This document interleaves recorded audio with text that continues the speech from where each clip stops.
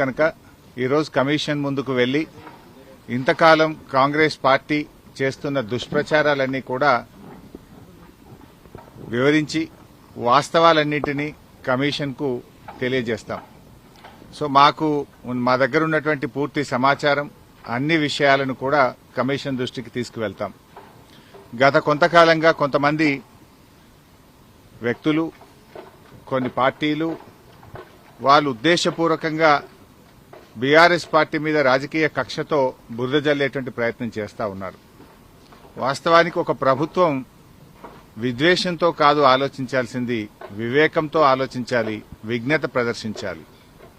కానీ నేడు కాంగ్రెస్ ప్రభుత్వం విద్వేషంతో, రాజకీయ దురుద్దేశంతో మా మీద బురద జల్లాలని ఇవాళ రాష్ట్రానికి అన్యాయం చేస్తున్నారు. ముఖ్యంగా రైతులకు అన్యాయం చేసే ప్రయత్నం చేస్తా ఉన్నారు.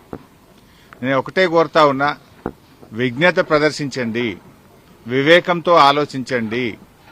ఈ రాజకీయాల కోసం తెలంగాణ రాష్ట్రం యొక్క నీటి హక్కులను కాలరాయొద్దు అని చెప్పి ఈ ప్రభుత్వానికి హితవు పలుకుతా ఉన్నాను. సరే, అంతిమంగా ఎందుకంటే మాకు రాజ్యాంగం మీద, దేవుడి మీద నమ్మకం ఉన్నటువంటి పార్టీ, అంతిమంగా న్యాయం గెలుస్తుంది, ధర్మం నిలబడుతుంది, వాస్తవాలు ప్రజలకు అర్థమవుతాయి. అందువల్ల ఈరోజు కమిషన్ ముందుకు వెళ్తున్నాం. కమిషన్ మమ్మల్ని అడిగిన ప్రతి ప్రశ్నకు పూర్తి స్థాయిలో సమాధానాలన్నీ కూడా చెప్తాం, వాస్తవాలన్నీ కూడా వివరిస్తాం.